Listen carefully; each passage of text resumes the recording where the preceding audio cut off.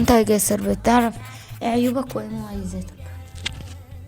انا مميزاتي ان انا بعرف العب كوره مهاري، بعرف اقرا، بعرف اكتب، يعني شاطر، بعرف اذاكر جدا.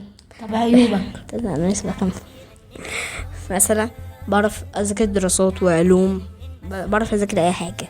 لكن عيوبي ثانية ومميزاتي برضو بعرف العب ملاكمه، بعرف العب كاراتيه، بابا بيعلمني، بعرف العب سباحه من صغري، بابا علمني.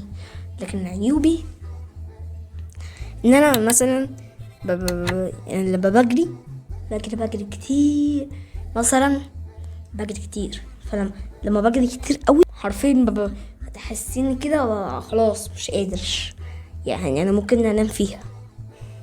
وبرضو لما ما بحبش الجو الشتاء قوي. وبرضو عيوبي مثلا انا بعرف ارسم بس ما بعرفش الون، وكمان ما بعرفش نلعب بلي.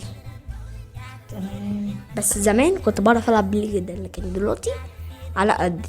وانا زمان وبرضه بعرف احل المتاهه، ولكن ما بعرفش ان انا مش سريع قوي، يعني ولا سريع قوي ولا بطيء قوي، في النص. اه.